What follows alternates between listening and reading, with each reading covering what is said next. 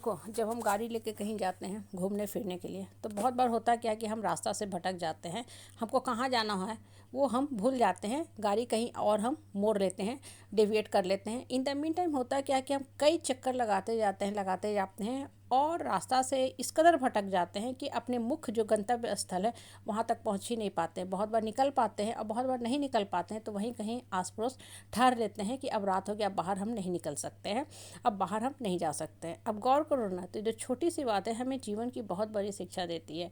आपके हमारे जीवन में भी यही होता है, जब हम रास्ता से भटक जाते हैं ना तो जीवन को मुख्य पटरी पे लाने में बहुत ही दिक्कत होता है। खास कर तब जब बच्चा जो होता है हॉस्टल में रहता है, स्टूडेंट लाइफ में रहता है, कॉलेज जाना नया नया शुरू करता है, तो होता क्या है कि उस बच्चे के माइंड के ऊपर उसके चार इष्ट मित्र, दोस्त, साथी, पीयर ग्रुप सबका प्रेशर रहता है और सब अलग अलग ढंग से बच्चे को सिखाते हैं, बहकाते हैं। और उस एज में होता क्या है ना कि बच्चे को माँ बाप की बात सबसे बुरी लगती है, खासकर माँ की बात बच्चों को सबसे ज़्यादा चुभती है, क्योंकि बच्चा को लगता है कि माँ ही मेरी सबसे बड़ा दुश्मन है। जबकि अटल सत्य ये है कि दुनिया में सिर्फ माँ ही ऐसी है जो सिर्फ और सिर्फ हर स्थिति में अपने बच्चे का भला चाहती है। वो स्वप्न भी देखती है तो यही देखती है कि मेरा बच्चा हमेशा ऊंचाई पर है, हमेशा सफलता देखे, हमेशा खुश रहे। इसलिए बच्चा की कान भी हटती है, वहाँ कभी थप्पड़ भी लगाती है, चाहिए भी ज़रूरी, ये चीज़ ज़रूरी भी है, नहीं तो बच्चा मार्ग से अपने भटक जाएगा। विद्यार्थी जीवन में जो आपका प्रथम कर्तव्य है, मौज मस्ती नहीं, मौज मस्ती तो एक पार्ट ऑफ लाइफ है। मौज मस्ती के लिए धरती पे कोई नहीं आया है। आप हम किसी भी इंसान का जीवन मौज मस्ती के लिए नहीं है। अब सारा दिन किसी को कहो हंसते रहो, मौज करते रहो, तो वो भी नकारात्मक प्रभाव डालेगा। आप काम से भटक जाओगे। आपका 24 घंटा जो दिया गया है एक काम करने के लिए दिया गया, उसमें थोड़ा सा समय हम हंस बोल लेते हैं। मिलना चाहिए, सोशल इंटरेक्शन रखना चाहिए, क्योंकि मनुष्य एक सामाजिक प्राणी है। विद्यार्थी जीवन में भी दोस्त साथी होना चाहिए, एक अच्छा सोशल ग्रुप होना चाहिए, उससे मानसिक विकास होता है, आदमी बहुत कुछ सीखता है।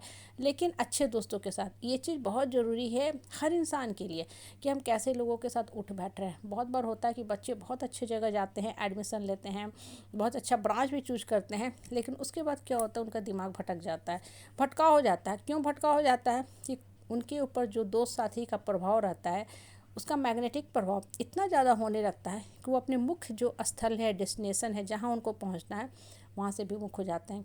और उसके बाद उसी तरह भटक जाते हैं, जैसे गाड़ी घूमती रहती है, कई चक्कर लगाती है, लेकिन उस भटकाव से बाहर नहीं आ पाती है। इसलिए जब भी संगी साथी का चुनाव करते हो, अच्छा करो, क्योंकि संगति का ना बहुत प्रभाव पड़ता है मन मस्तिष्क के ऊपर।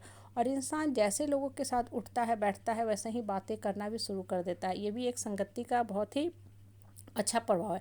इसको अच्छा भी कर सकते हैं, बुरा भी कर सकते हैं। अगर आपकी अच्छी संगति है तो आपको अपलिफ्ट करेंगे, और बुरी संगति है तो गलत बातें बोल के आपके दिमाग को भी गंदा करेंगे। खासकर आज जिस हम डिजिटल युग में रह रहे हैं ना, बच्चों के मन मस्तिष्क पे अगर बुरा प्रभाव पड़ता है तो सबसे ज़्यादा मोबाइल से। मोबाइल बहुत अच्छा इंस्ट्रूमेंट है, सॉफ्ट एक अच्छा गैजेट है। उस गैजेट का सही ढंग से इस्तेमाल करने आना बहुत ज़रूरी है। जब मोबाइल का सही ढंग से इस्तेमाल इंसान करता है तो आपको ऊंचाई तक ले जाता है। आपको पूरी दुनिया की खबर एक मोबाइल से मिल जाती है, मतलब आपके शिक्षा का एक महत्वपूर्ण पार्ट मोबाइल से पूरा होता है। लेकिन अगर उसी मोबाइल के डाटा का आप गलत इस्तेमाल करते हैं, गलत इन्फॉर्मेशन सर्च करना शुरू करते हो, तो मन मस्तिष्क पे बुरा प्रभाव पड़ना शुरू होता है। क्योंकि मोबाइल में हर कुछ जो होता है पिक्चर के फॉर्म में होता है, ग्राफिक्स के फॉर्म में होता है। और कोई भी चीज़ जब कंटेंट जो होती है ग्राफिक्स फॉर्म में, पिक्चर के फॉर्म में होती है, तो वो दिमाग में जाके सेट कर जाती है। जैसे किसी बच्चे को छोटे क्लास में होते हैं, नर्सरी में जाते हैं, प्रेप में जाते हैं, फ़ोटो दिखाया जाता है, एप्पल कहा जाता है, कैट कहा जाता है, डॉग, एलिफेंट कहा जाता है। पिक्चर पहले बैठता है, फिर बच्चा स्पेलिंग लिखना सीखता है कि अच्छा CAT कैट है।